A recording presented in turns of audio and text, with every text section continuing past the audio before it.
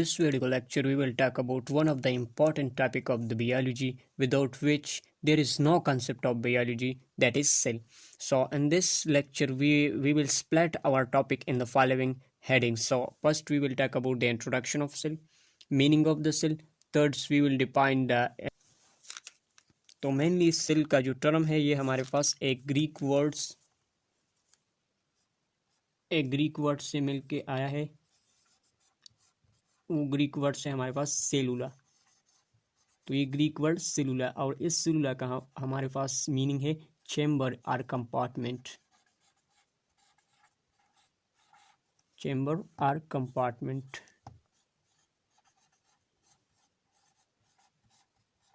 तो ये सेल का मीनिंग है। नौ ग्रीक्स में ये सेलुला, अब इंग्लिश में हमारे पास ये जो नौ हम पढ़ते हैं सेल, तो ये इंग्लिश में इस सेलुला से ये इंग्लिश में सेल की तरफ ये टर्म आया। तो ये था मीनिंग के बारे में। अब हम डिफिनेशन करते हैं कि सेल का प्रॉपर हम किस तरह से सेल को प्रॉपर तरीके से डिफाइन करते हैं। तो cell is actually we have a very old definition from the lower grades, say that is cell is the structure and functional unit of life. Cell is the structure and functional unit of life. And functional unit of life. अब ये definition हम lower grade से भी learn किया, तो अब इसको हम एक्सप्लेन करते हैं कि इस स्टेटमेंट का मतलब क्या है। अब देखिए हमारे पास एक सेल ऑर्गेनिज्म है, सपोज ऑर्गेनिज्म, तो ये ऑर्गेनिज्म हमारे पास एक different type of activity perform करता है। तो एक तो इसका स्ट्रक्चर एंटायर बॉडी क्या किया सेल ने बनाया है, तो ये इस वजह से हम कहते हैं कि स्ट्रक्चर यूनिट है। तो इस ऑर्गेनिज्म का क्या उन्होंने बॉडी बनाया है, ये सेल कंबाइन होकर उन्होंने एक ऑर्गेनिज्म की बॉडी बनाई है। तो ये क्या हुआ, ये हमारे पास स्ट्रक्चर क्या किया, स्ट्रक्चर यूनिट का काम किया यहाँ पर।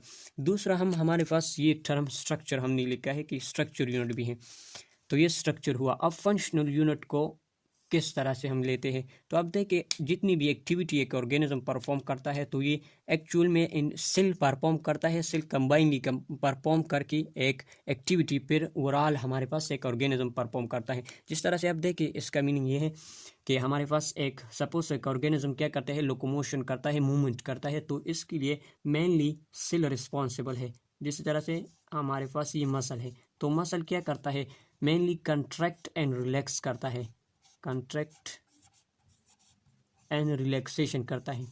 तो ये एक ऑर्गेनिज्म ओवरऑल जो फंक्शन परफॉर्म करता है, ये एक्चुअल में एक स्मॉल सेल ये एक्टिविटी परफॉर्म करता है, और ओवरऑल एक ऑर्गेनिज्म के लिए ये क्या करता है, एक एड्स क्या करता है, एक एड प्रोवाइड करता है। अब हम इस स्टेटमेंट को एक्सप्लेन करते हैं कि what is the meaning of this statement that cell is the structure and functional unit of life. तो अब देखिए हमारे पास all the activity of organism are due to the this is the explanation of this statement that all the activity of the organism are due to the activity of cell making its body. तो अब देखिए हमारे पास जितनी भी organism ये activity perform करता है, तो ये एक्टिविटी एक्चुअल में सेल ये एक्टिविटी परफॉर्म करते हैं स्मॉल यूनिट फॉर, और ओवरऑल ये रिस्पॉन्सिबल है ऑर्गेनिज्म की एक्टिविटी के लिए। इसी तरह से हमारे पास आप देखिए ये स्ट्रक्चर भी बनाता है एंड फंक्शनल भी ऑर्गेनिज्म का बनाता है, फंक्शन भी परफॉर्म करता है। जिस तरह से हमारे पास एक एग्जांपल लेते हैं, हमारे पास मसल है, तो मसल हमारे पास क्या है, ये एक सेल है, मसल सेल। तो इसने एक खास किस्म का स्ट्रक्चर क्या किया, एक खास किस्म का स्ट्रक्चर ऑर्गेनिज्म का बनाया है। इसी तरह से ये एक खास फंक्शन भी परफॉर्म करता है। तो इस वजह से इसका फंक्शन हमारे पास है relaxation and contraction, relaxation and contraction. तो एक तो ऑर्गेनिज्म का क्या किया, स्ट्रक्चर बनाया। दूसरा एक खास किस्म का function, overall organism muscle contract and relax होते हैं, तो ऑर्गेनिज्म क्या करते हैं, मूवमेंट एंड लोकोमोशन परफॉर्म करता है। तो एक उसका क्या किया, स्ट्रक्चर बनाया, दूसरा एक फंक्शन के तौर पर भी। तो इस तरह से मसल कंबाइन होके मसल सेल इसका मसल बनाया, तो एक खास स्ट्रक्चर दिया। और इसी तरह से ये जो फंक्शन की एबिलिटी भी है, ये एक स्मॉल यूनिट कंबाइन होके एक ओवरऑल लार्ज क्या किया, ऑर्गन बनाया, और वो क्या करता है, एक स्पेसिफिक फंक्शन को परफॉर्म करते हैं। तो इस वजह से हम कहते हैं कि cell is the basic structure and functional unit of life. Next heading हम डिस्कस करते हैं डिस्कवरी ऑफ द सेल। तो सेल को फर्स्ट टाइम डिस्कवर किया रॉबर्ट हॉक ने 1965 में। This is the first discovery about the cell. तो उन्होंने क्या किया, एक प्लांट लिया, ओक प्लांट। अब इस ओक प्लांट से एक स्लाइस ली कॉर्क और इन्हीं माइक्रोस्कोप के अंदर देखा। माइक्रोस्कोप के अंदर उन्होंने ये स्लाइस क्या किया, ऑब्जर्व किया। तो माइक्रोस्कोप के अंदर उन्होंने कुछ बॉक्सेस देखे, इस तरह से हेक्सागोनल टाइप्स की बेसिस के बॉक्सेस उन्होंने देखे, just like the honeycomb, hexagonal boxes. इसी तरह से बॉक्सेस माइक्रोस्कोप के अंदर उन्होंने ऑब्जर्व किया।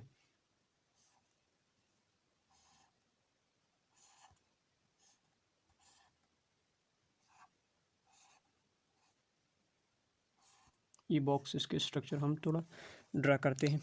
तो ये फाइनली हमारे पास कुछ हेक्सागोनल बॉक्सेस आए।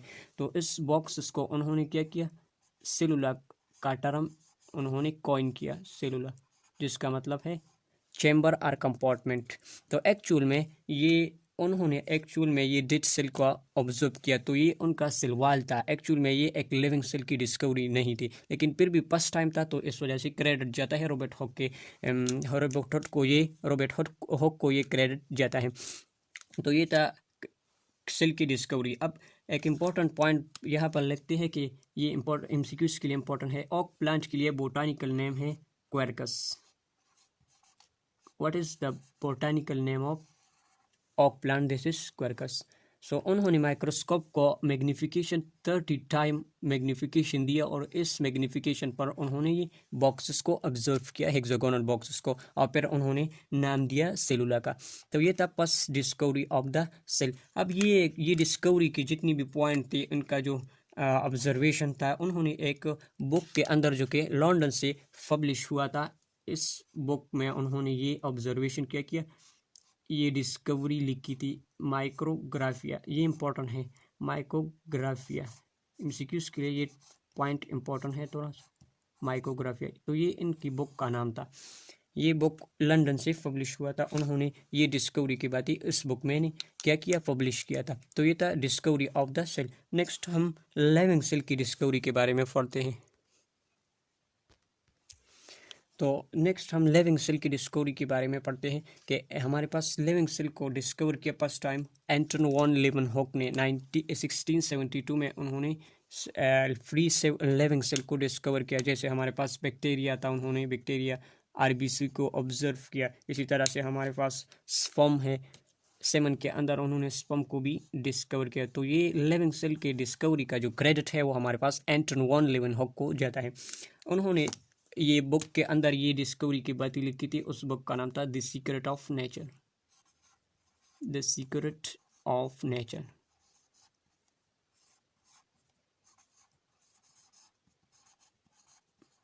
ये एक बुक का नाम है द सीक्रेट ऑफ नेचर, जिसमें उन्होंने इस डिस्कवरी के बारे में लिखा था। नेक्स्ट पॉइंट हम डिस्कस करते हैं साइज के बारे में। तो सेल का नॉर्मली हमारे पास सेल का जो साइज है वो हमारे पास वेरी करता है। तो ये साइज वेरिएबल है। एक टिपिकल सेल का हम साइज लेते हैं, तो एक टिपिकल सेल का नॉर्मली 10 माइक्रोमीटर साइज होता है, और ये 10 माइक्रोमीटर के लिहाज से यहाँ पर उसकी वेट बनता है 1 नैनोग्राम, इसका वेट बनता है।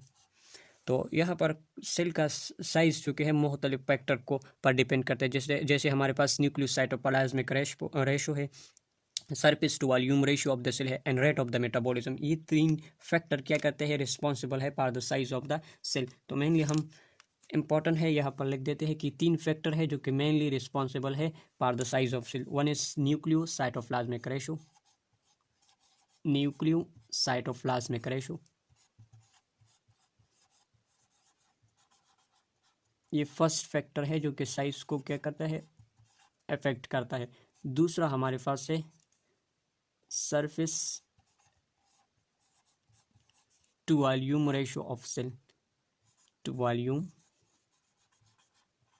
ratio of cell। तीसरा फैक्टर रेट ऑफ मेटाबॉलिज्म है, रेट ऑफ मेटाबॉलिज्म। तो ये 3 फैक्टर रिस्पॉन्सिबल है साइज के लिए। आप देखिए न्यूक्लियोसाइटोप्लाज्मिक रेशो हमारे पास स्मॉल होगी तो सेल का साइज भी स्मॉल। इसी तरह से surface to volume ratio small है तो सेल का साइज भी क्या होगा, स्मॉल होगा। तीसरा फैक्टर हमारे पास रेट ऑफ मेटाबॉलिज्म है। तो जितना भी एक सेल का मेटाबॉलिज्म रेट क्या होगा, ज़्यादा होगा, तो उस सेल का साइज क्या होगा, स्मॉल होगा। और जिस सेल का मेटाबॉलिज्म रेट हमारे पास क्या कम है तो इसका साइज क्या होगा, ज़्यादा होगा। तो नॉर्मली सेल का साइज इन 3 फैक्टर पर, nucleocytoplasmic ratio, surface to volume ratio of the cell and rate of the metabolism, these 3 factor are responsible for the size of cell. तो हम smallest cell and largest cell का introduction, थोड़ा information के लिए हम कुछ point discuss करते हैं। तो हमारे पास smallest cell in the world, smallest cell, इसी तरह से लार्जेस्ट सेल, लार्जेस्ट सेल।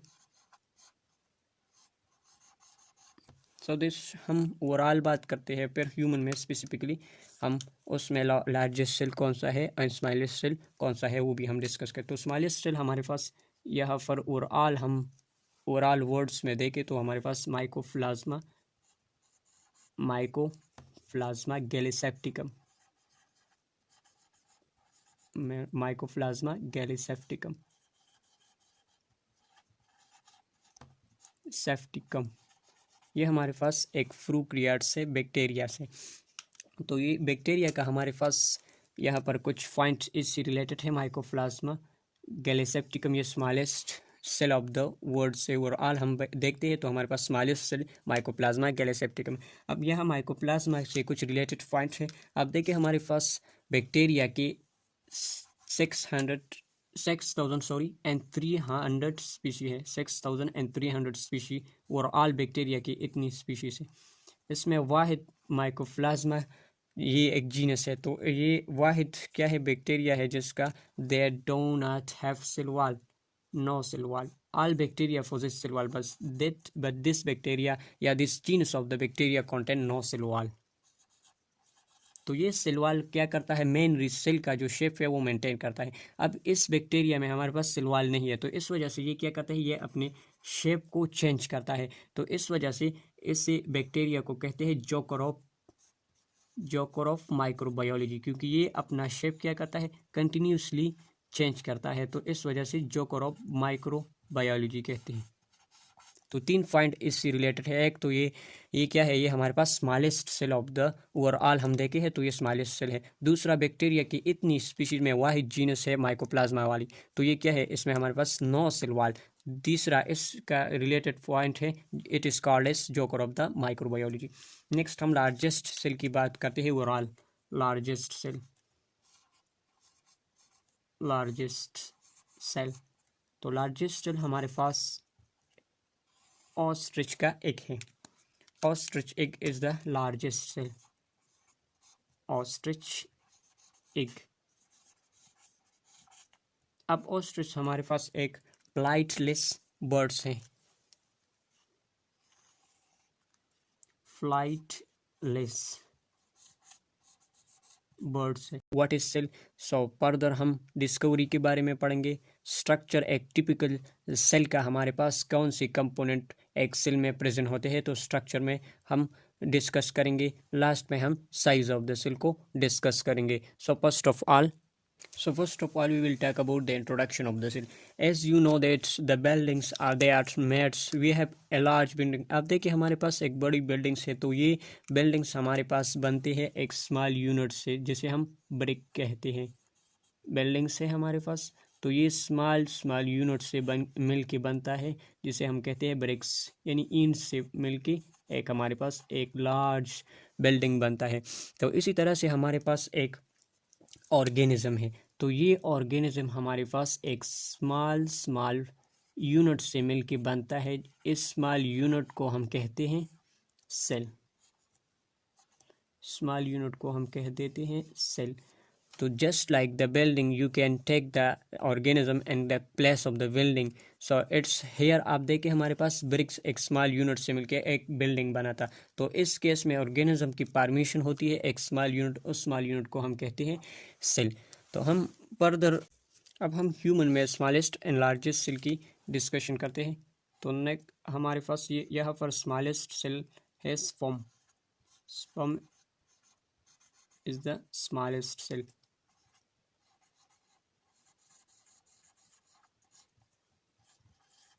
जबकि हमारे पास जो ओम है या जिसे हम ओसाइट या एग कहते हैं, ये लार्जेस्ट सेल है ह्यूमन के केस में, लार्जेस्ट सेल। इसी तरह से लॉन्गेस्ट सेल हमारे पास नर्व सेल है। Nerve cell is considered as the largest cell, longest cell in the human body, longest cell. अब ये जो नर्व सेल है ये लॉन्गेस्ट एक पॉइंट। दूसरा हमारे पास ये जो नर्व सेल है it contain most of the water, 90%, it contain 90% water.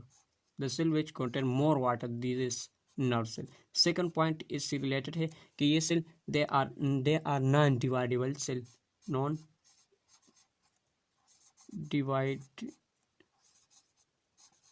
Dividable cell, these are not dividable.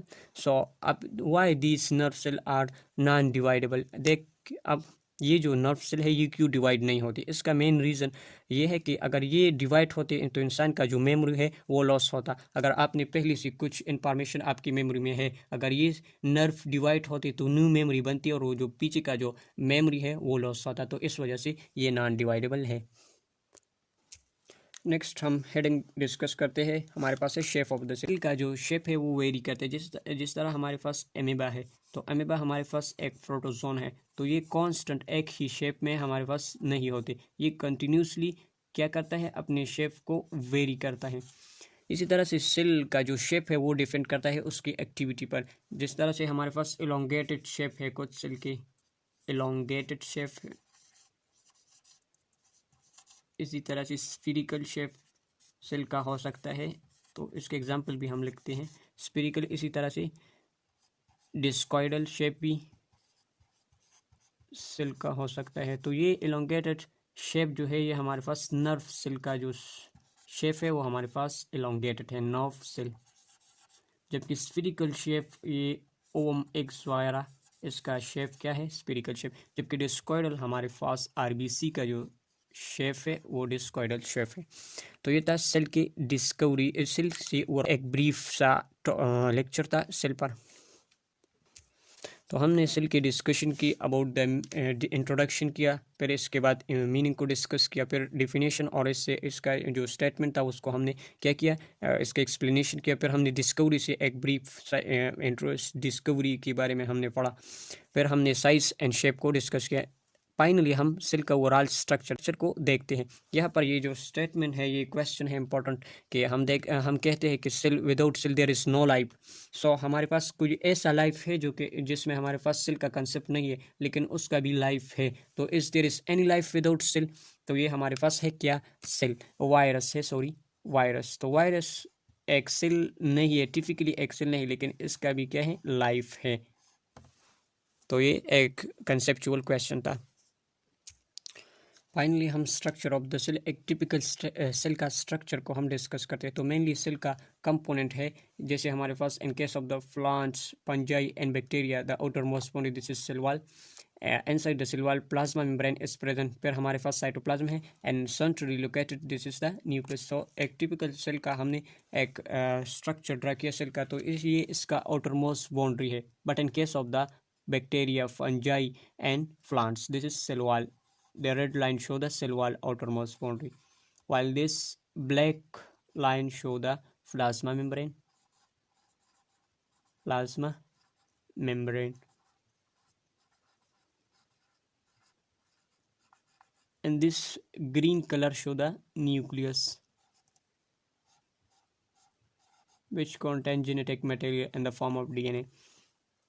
The region between this nucleus and the plasma membrane, this region is known as cytoplasm. So this is overall component of the cell. अगर देखें तो हमारे पास ये जो cell wall है, ये cell का जो शेप है ये डिपेंड करता है सेल वॉल पर। तो एनिमल का जो सेल है, ये सेल का जो शेप है ये वेरी करता है। मैंने ये हाइपोथेटिकली ड्रा किया, तो इसका ओवरऑल मैंने ड्रा किया, तो ये आपकी इजीली अंडरस्टैंडिंग के लिए। लेकिन और हम देखें तो सेल का जो शेप है एनिमल सेल का, तो ये वेरी करता है। जबकि प्लांट्स, फंजाई एंड बैक्टीरिया का जो सेल वॉल है, ये सेल का जो शेप है ये क्या है, ये एक स्पेसिफिक शेप होता है। जबकि एनिमल का जो सेल का शेप है ये वेरी करता है, because they do not have cell wall. No, अब देखिए ये सेल वॉल हमारे पास डिफरेंट टाइप ऑफ पॉलीसेकेराइड से बना होता है। जैसे हमारे पास प्लांट है, तो ये हम पॉलीसेकेराइड के लेक्चर में भी डिस्कस करते हैं, लेकिन यह इम्पोर्टेंट है तो कुछ पॉइंट लिख देते हैं। प्लांट्स है, फंजाई है एंड बैक्टीरिया है। तो ये डिफरेंट टाइप ऑफ पॉलीसेकेराइड से बना होता है इसका कंपोजिशन। तो प्लांट का जो सेल वॉल है ये हमारे पास पॉलीसेकेराइड है सेलुलोज। तो प्लांट का जो सेल वॉल है ये बना होता है सेलुलोज से। जबकि फंजाई का सेल वॉल ये बना होता है काइटिन से। इम्पोर्टेंट है एमसीक्यूज के लिए। बैक्टीरिया का सेल वॉल ये हमारे पास म्यूरिन से एक पॉलीसेकेराइड है उससे बना होता है। तो ये था overall the about the cell. I hope you have understand this topic very well. If you have any question, you can ask.